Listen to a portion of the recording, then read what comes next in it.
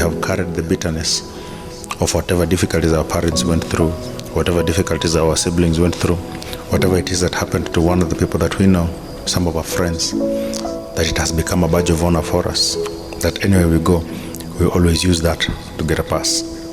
Anywhere we go, it's become our identity. That, I am like this because I'm an orphan. I'm like this because so-and-so did this to me. I'm like this because my father left. Well, sometimes there may be a genuineness, a cry for help of sorts, that if I could get help, things would be different. That maybe if there's somebody who's willing to help me know how to navigate this path, maybe the outcome will be different. Well, there is that genuine ask for help. It helps to know it's worth noting that for others it's not genuinely that ask for help. It is a pass. It is a magic word that you can just say to any ear, and then you don't have to explain why you did what you did, because we have to understand that you do whatever it is that you do because you are born on this side of the world, because you were born in a certain family, because you didn't have this or you didn't have that. So we have to justify everything that you do by what you had or never had, because you were dealt a bad hand. Sometimes you become a victim of everything that happens to us, and we teach our children to become victims. Everybody around you sees you as a victim, and there comes a time when you genuinely need help, and they would never understand when you're acting and when you're being authentic. They will never know when you're being genuinely you, and when you're putting on a facade, when you're trying to be whatever character it is that gets you to receive whatever help that you're used to getting. Sometimes you have to be honest with ourselves that maybe what my parents taught me was wrong. Maybe your parents prepared you for a world that they used to live in that no longer exists. That maybe your mom, out of the bitterness of whatever it is that life may have thrown her, she taught you to survive in a world that she had existed in before, which is not the world in which you live. That maybe your dad, because of the struggles or the difficulties, she gave you lessons because of the kind of life that she had led, because of the life she had been brought up into, because of the nature of the environments that he survived. Your dad taught you whatever lessons he taught you because of the world that he was raised, because of the world that he grew up around, because of the environment that shaped him to become who he is. He never prepared you for the world that is and is to come, but he prepared you for the world that was, the one that he grew up into, and the one that he's still living, which is a transition between his world and yours. So it's worth understanding for yourself that while you love your parents, sometimes they may teach you things that are not necessarily good for you. Deep down their heart, they mean well for you. Deep down their heart, they're trying to protect you. Deep down their heart, they're trying to be there for you, to ensure that you survived. But sometimes they give you lessons that are for the world that was during their time and no longer is for your time. And unless you have the wisdom to understand the difference, unless you're able to separate what is applicable now and what isn't, what is used metaphorically and what is logically and directly applied in today's life. What are they saying to teach you to understand life, and what are they saying to get you to see people for who they are? Sometimes unless you're able to tell apart each of this, then you may hate people that are supposed to be instrumental in your life. You may despise people who are very key to helping you travel or traverse or get to the next level. It may help you separate yourself, become a loner because you don't trust people. And while there's a nature of people who are loners, not because of what they were taught, but because it's easy for them to think alone. It's easy for them to process information alone. It's easy for them to work and be their best alone. That is naturally who they are.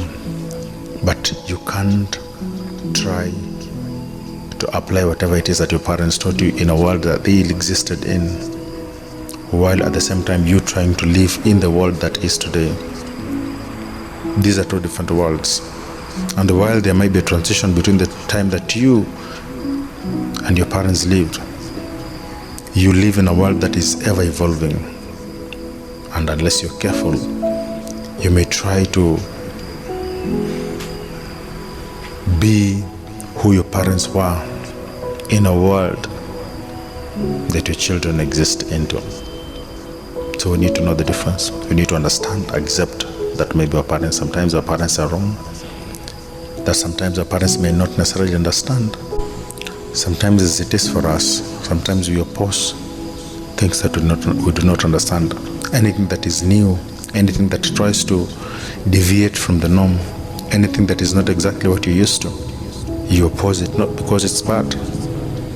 You oppose something not because it's bad, but because it's new and people do not like or people do not enjoy a drastic transformation, a drastic dive into any new. People do not enjoy a sudden change. A progressive change maybe slowly, so that they're able to understand what is happening. They're not forced into a space that they may not be able to survive. So it helps for you to accept that you shouldn't live into a world that is no longer yours. Your parents love you, yes, but sometimes they're wrong. Your parents may not necessarily like you as their favorite child, but they're teaching you something that you ought to understand and apply in life. So the fact that you're not their favorite child should not prevent you from learning from them, from knowing that they mean well for you, that they do not hate you just because they like your sibling better, because they like this other child better. Doesn't mean just because they like your sibling more, because they like this other child more, doesn't mean that they hate you. Sometimes it's because they just are parents, and once you become one yourself, you begin to see things from their perspective.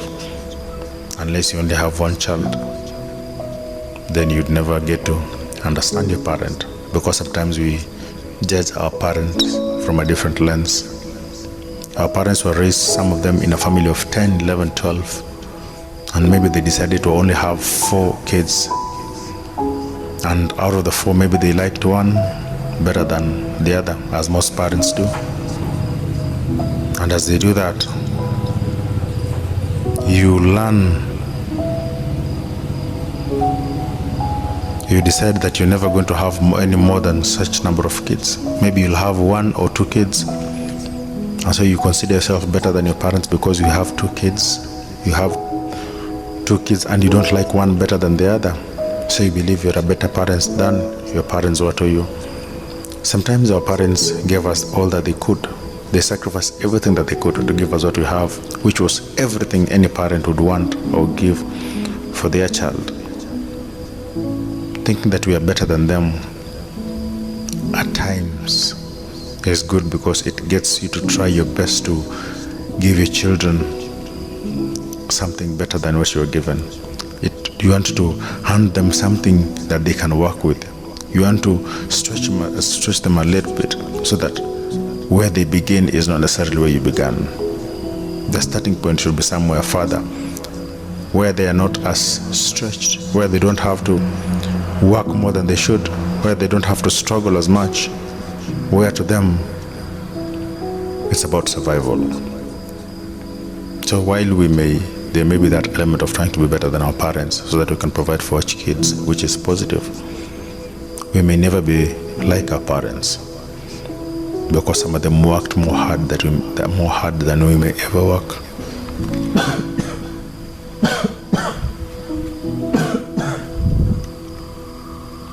Some of our parents worked more hard than we may ever work.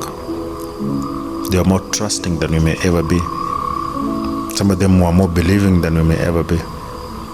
They were more loving than we may ever be. They may never, some of the parents may never have told their kids that they loved them, but deep down we know they did. While we tell our kids every day that we love them, but then we only say it. It's not replicated. It's not seen in what we do. It's a struggle. It's a battle.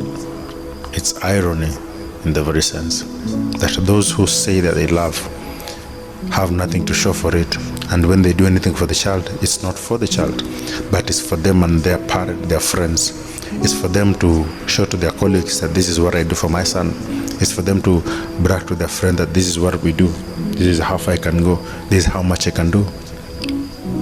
But then those that never showed or never expressed, never said that they love their kids, loved them more than anything, that everything they did, very little was about them and more was for the child. Blessings.